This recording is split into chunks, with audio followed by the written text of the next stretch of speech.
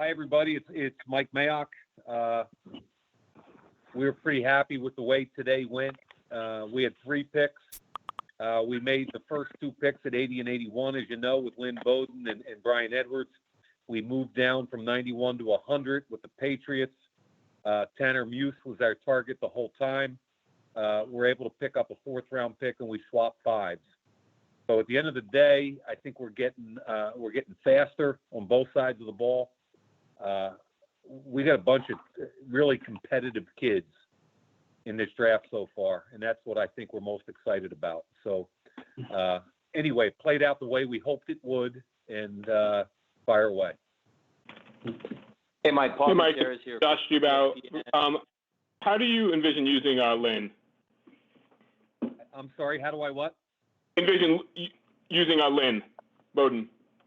Lynn Bowden, we announced as a running back, and ultimately he'll probably be what we call a joker, which I love in John's offense, somebody that's able to do multiple jobs. But day one, he's going to come in and be a running back.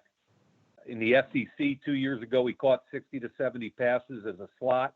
Last year, as you guys know, he was a quarterback / wildcat, gained over 1,000 yards.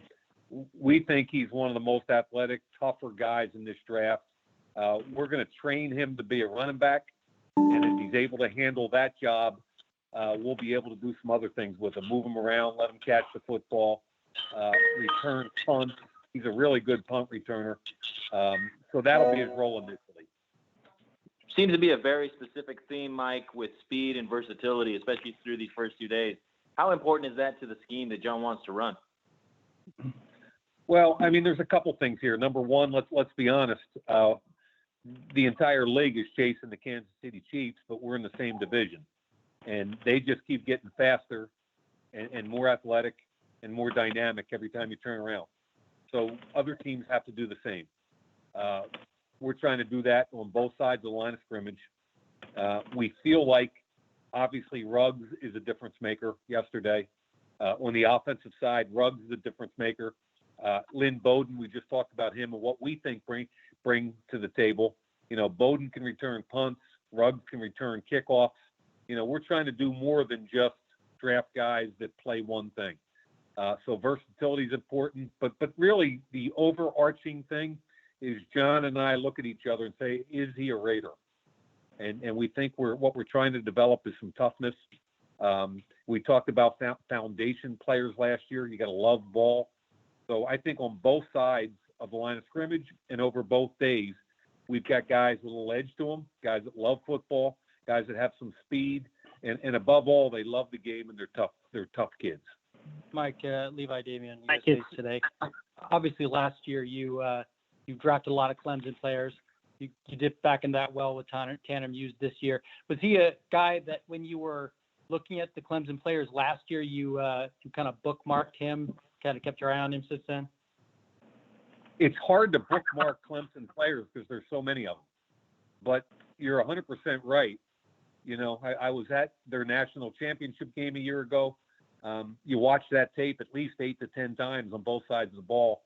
I told Tanner when we had a Zoom call with him last week, you know, I start all the calls with these kids, and I said, you know, I watched you stick your foot in the ground against Texas A&M early in the season and chase down a screen from 30 yards behind. And I said, at that point, I knew at least you played like a Raider. And he started laughing and loved the fact that we remembered that play.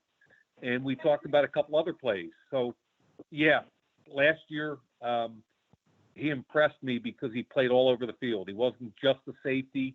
He wasn't just a strong safety. He played some linebacker. He came off the edge. He covered some man. And then he kind of blew a lot of people away when at 227 pounds he ran 4.39. So the role for him day one is to be a core special teams player. And while he's getting 20, 25 snaps a game on special teams, he's got to learn how to play Mike and Will linebacker. He's been predominantly a safety, but he's going to be a linebacker for us. We think he's one of the smartest and most intuitive players in this draft, and we expect him to learn both positions in addition to playing special teams. Hey, Mike, this is Tashawn Reed from The Athletic. Coming off of drafting Ruggs in the first round, what motivated the decision to go ahead and double dip at receiver at number 80 and 81? Well, Bowden's a running back for us. Okay, so from our perspective, even though he's a slot receiver at Kentucky, for us he's a running back. So Ruggs obviously is a wideout, and we think Bryan Edwards is an outstanding X, meaning he's that big, physical, tough, fast wide receiver on the opposite side. We think he can win one-on-one matchups. We loved his production in the SEC. And again, the big picture is we wanted to get more dynamic on offense. And that's what we're trying to do here. We've got Ruggs, the fastest guy in the draft. We've got Bowden at running back. We've got Bryan Edwards, who's a big, strong, physical guy that can run fast. So on offense, we think at the skill positions, we've got more dynamic. And that really was the plan. Mike, it's Scott Bair from NBC Sports. I was just curious if you guys had tried to move up into the second round, or are you guys pretty content to stay where you were? Scott, I'm not going to lie to you. I got tempted a couple times to moving up. There were some guys sliding that I had graded higher, and I was kind of tempted, but John and I talked about being patient and let it come to us. And I was hoping for a trade down opportunity to pick up another pick tomorrow. And we had some action at 80 and 81, but we really wanted to make those picks back to back. There was nothing that blew us away. So we made the picks at 80 to 81. New England came back a couple different times, and we're real happy to move back at that point and pick up a fourth. Hey, Mike, Vinny Bonsignor with the Las Vegas Review-Journal. Not sure if you answered this yet, but, in the offseason, you talked about the fact that you guys were great at moving the ball, 11th most offensive yards, great in third downs, but there was a bog down factor in the red zone and an ability to put the ball in the end zone. Do you feel like you've addressed that a little bit with Ruggs, with Bowden, with Edwards, adding offensive weaponry to the arsenal? Yeah, I think, Vinny, the biggest issue is not just red zone, and we did have problems both in red zone and goal-to-goal. But I think the bigger picture for John and I was how do we get more dynamic? And you look at our offense last year, I thought John did an outstanding job. We were in 2 and 3 tight ends more than just about anybody in the league. Darren Waller came out of nowhere to catch 90 balls. Josh Jacobs came out of nowhere to gain 1,200 yards. I thought John did an outstanding job without us having significant wide receiver production. And when John and I sat down in the offseason, it was about trying to get more dynamic. How do we get more dynamic?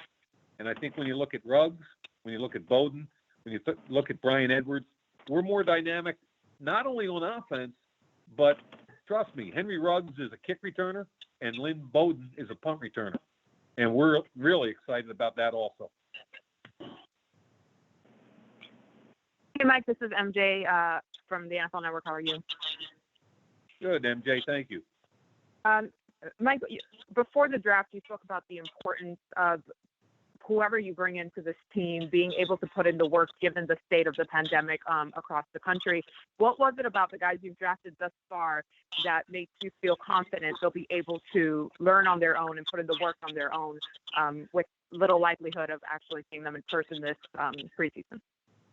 Yeah, it's an intriguing conversation, MJ, because everybody around the league is talking about, depending on how much of an off season there actually is, how much can you realistically expect from a rookie class? And obviously last year we got a lot out of our rookie class, and we expect the same thing this year. So when you speak with these kids, just as an example, Lynn Bowden walked into our combine meeting, and we didn't know anything about him other than watching his film. And you only get 15 minutes.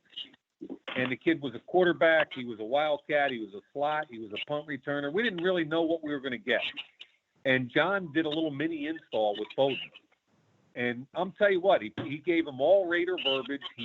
John spat it out quickly. He challenged him. And we put Bowden up on the board.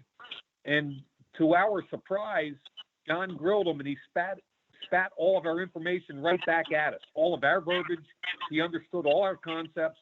He walked out of the room, and John and I were like, that's a freaking Raider. That's what we're looking for.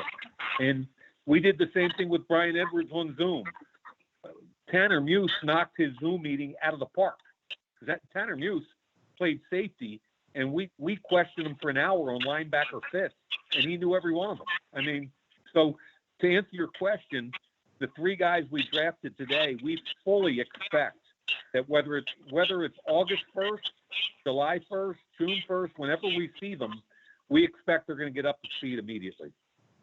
Mike, this is Vinny again. I know that you have one more day left, but so far in the virtual way that things were done this year, how would you say the process, has gone? And what would you say about the NFL's, efforts to be able to make this as seamless as possible in a kind of a weird situation? Yeah, I mean, I guess it cuts both ways publicly. I think some people were critical about why would the NFL go through with it, and that's way above my pay grade. Once the NFL told us what we were doing, the Raiders were all in. We were 100. I mean, in all honesty, as long as all 32 of us are operating under the same rules, I'm good to go. I thought our scouts did a phenomenal job in the fall. We had all our reports in, and we stacked the board in February before the pandemic even hit. So we kind of felt like we were prepared and ready to go. And then the coaches picked it up. Once we were confined to our homes, these Zoom interviews were outstanding. I mean, we put more tape work in with these kids and worked them for an hour on the phone on the Zoom. We learned a lot, Vinny, and I'll tell you, as long as all 32 teams had the same constraints, we felt like we'd be fine. And I'm a dinosaur, and I kind of liked it. I kind of like going back and sitting at my dining room table and watching film and getting on the phone and talking to these kids. I liked it. So we're not complaining at all. We're going to stand up and say we embrace it and we're in favor of it. Thanks. I appreciate it. Hey, Mike, this is Vic. Quick question. When you draft two receivers like Ruggs and Edwards, how much do you worry about how they work together? Do you look at them as a pair at all or not really? Well, I think they complement each other, and I would throw Aguilar in there too as a guy that complements the group that we're really excited about. So when you look at Ruggs, I love the fact that John Gruden knows how to use him and maximize what he does well.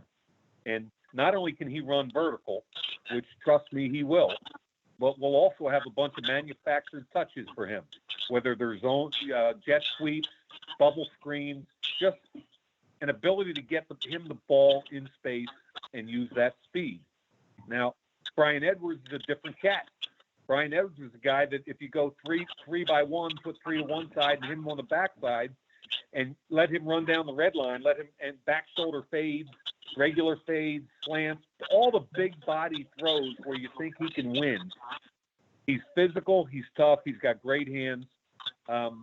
And Bowden is just another intriguing piece for us. We got him as a running back, but, he can catch the football. We can move him all over the place. So the cool thing is I think they all complement each other, and I have ultimate confidence in John Gruden getting the most out of them.